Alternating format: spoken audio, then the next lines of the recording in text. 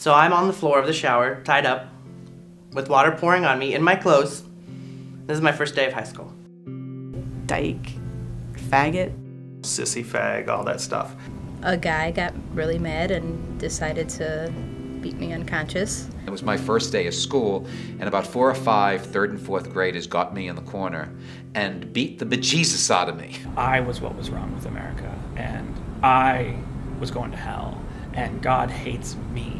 And let me tell you, through the eyes of a 5-year-old, you're not really quite sure what the hell's going on. You're not quite sure what those names are that they're saying about you, but somehow you know those names aren't good.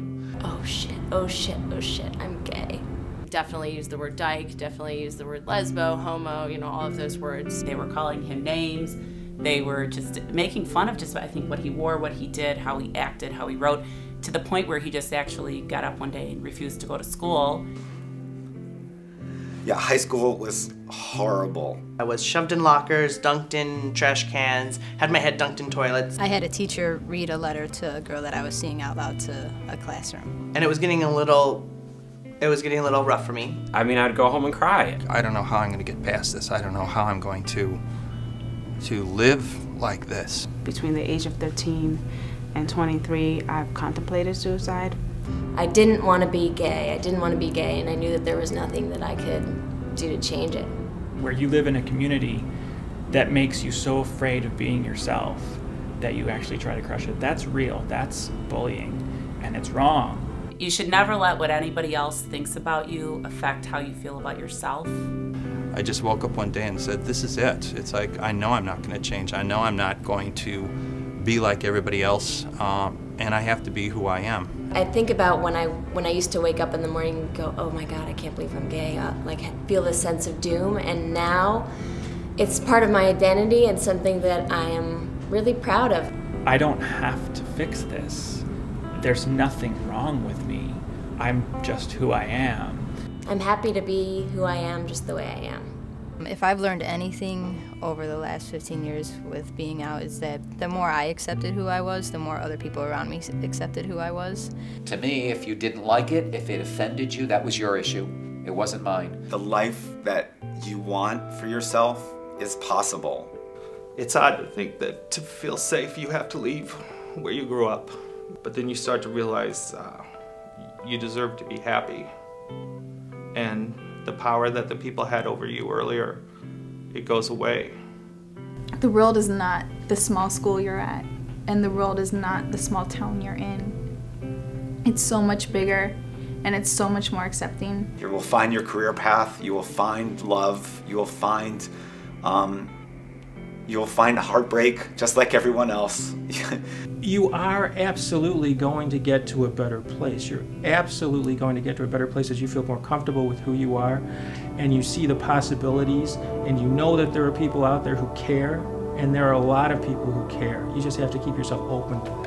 So don't feel like you're alone in the world, because there's people who do love you and care about you and want to help you. Because the reality is, you're not alone. There are millions of stories like mine, like yours. And the only way we get through it is when we kind of unite around it to help support each other through it. And if you can just hold on and stick it out, it does get better. Just don't give up on yourself. It really does get better. Your life is worth it. Your life is just waiting for you. You're going to find people that are going to treat you with so much respect. You're going to find somebody special in your life. I mean, a lot of somebody's. They're going to love you for who you are.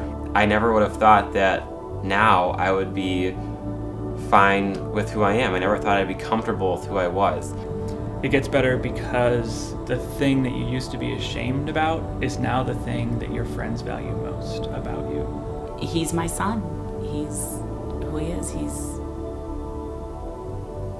my son. It gets better because you get to fall in love. Next year, my partner Alan and I will be celebrating 25 years together. I have a partner that we've been together for 11 years. I just never imagined that my life could be this good. Such a good mom. This isn't him. This is Maggie. It does get better. Honestly, it will get better. And it gets better because we all stick together. It keeps getting better. You just have to think beyond where you are now. I know it's so hard when you're so caught up in all of the turmoil, but you just have to think, I'm going to be out of here. I'm going to get out of here. What gets better is you get better.